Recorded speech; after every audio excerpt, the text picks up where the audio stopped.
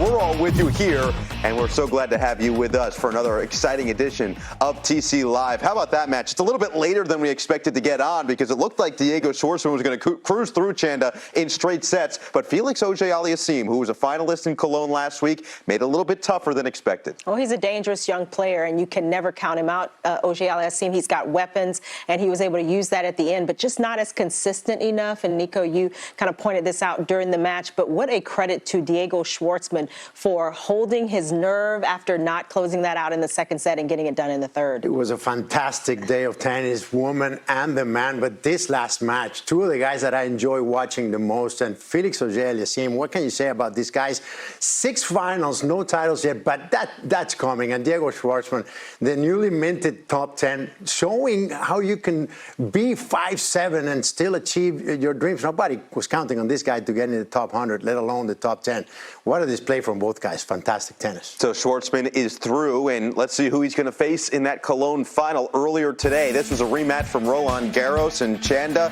It was Sasha Zverev looking for the revenge against the 19-year-old Sinner. And it looked like he was not going to get it early in the first set. Sinner up 4-1, but Zverev just held his ground. He started getting a little more offensive, playing in better positioning, and the backhand battles, that went to Zverev time and time again. A little bit of frustration there for Zverev trying to get to this tiebreak, but once he did, he was able to turn things around. He was the player coming in a few more times when it mattered most, got the error from Sinner at the end of the tiebreak, and he just showed Zverev his experience, his confidence. He's coming off of a win last week, and the match wins. It's showing.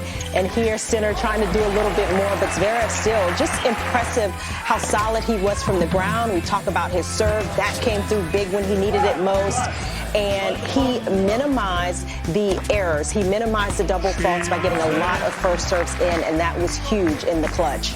Those two went back and forth a little bit, and we talked about it a lot throughout the match, that it was going to be a rivalry moving forward, but it was Zverev who would get through in straight sets. And to quote Drake on his birthday, life is good as he stays healthy and gets revenge on the teenager.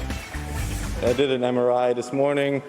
It wasn't completely healthy, but it was at the stage where I could play, and I definitely wanted to come out and compete. I mean, I'm in the semifinals of a tournament at home, and I'm playing a player that I just lost to at the French Open. So this is still in the back of my head. I wasn't going to lose today.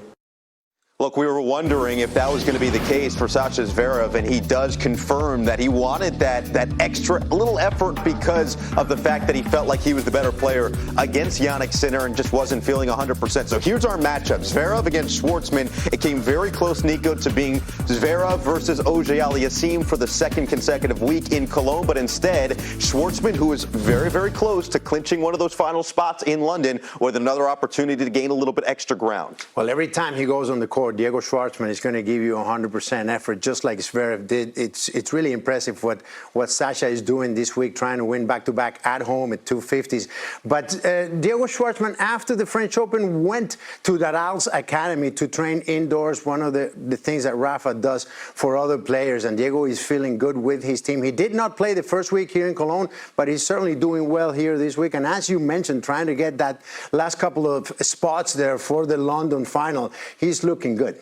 Yeah, I think it's a big breakthrough for Schwartzman at the French Open, and just trying to follow that up, back it up at these events, a real opportunity and certainly a challenge making that transition. But Schwartzman, he's looked great this week, and in tough moments, we saw it in that match. In tough moments, he believes in his game just a little bit more, and that's showing. So we've got our final in Cologne. Schwartzman and Zverev, a top 10 matchup. That should be a lot of fun. Let's check out how we got to our final matchup over in Ostrava. Let's start with Maria Sakkari and Victoria Azarenka. And Chanda Azarenka has had, we've talked about it, a tremendous year and just continues her solid play once again. Yeah, it was an impressive effort from Azarenka. The movement, her ability to change direction under pressure, the intensity she brings, point in and point out. And it was a bit smothering for Sakkari, especially early in the match. After Azarenka got the break of serve, she didn't let up, kept coming.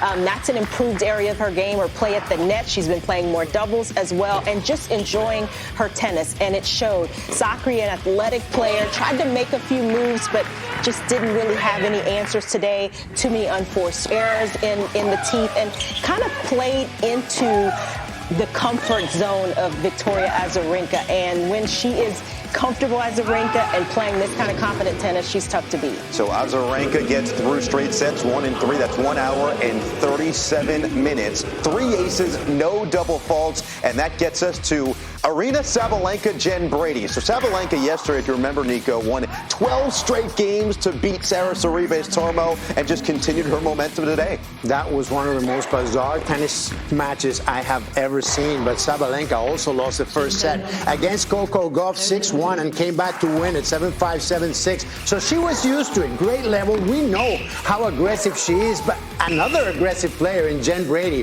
who's had one of the best summers in the whole WTA tour. And Sabalenka just took it to the American. All the credit for Brady that had a great week, but Sabalenka joins fellow Belarus player in the final, and I love seeing the two flags playing against one another. It's always great. It's going to be fun. Seriously, it's always great. You can get an all Belarusian matchup, so it's Azarenka, it's Sabalenka. This one should be a lot of fun from Ostrava, and we will have all the action for you here on Tennis Channel. But for Sabalenka, talk about this turnaround. You mentioned it, Nico. Down the set to Coco Gauff, had to fight her way back. Down 6-love, 4-love yesterday to Sorribes Tormo, and eventually wins 12 straight games. But Chanda, this has been a tournament of turnarounds for Sabalenka, and now it's going to be a tough, tall task against Azarenka in the final. Yeah, it'll be definitely a different matchup. But Sabalenka, she's such a rhythm player. When she gets on fire with her big hitting, it can be difficult to throw her off. Now, the question is, can she settle in to a good rhythm, not make a lot of unforced errors against Azarenka, who's very opportunistic, who is going to compete every point. But it's been impressive from Sabalenka, the way she's stayed the course. She hasn't gotten down on herself. She's kept fighting even when she's not played great tennis and has been totally outmatched in certain matches. She's kept fighting, and I think that's been the key, and that's going to pay some dividends if she can bring that type of play to her match against Azarenka. Well, Sabalenka has been in or around the top 10 for the last 3 seasons. I love the way she plays, as you mentioned, very aggressive, and it is not someone you want to pick a fight with. But if there is somebody that is used to that kind of attitude, is Victoria Azarenka.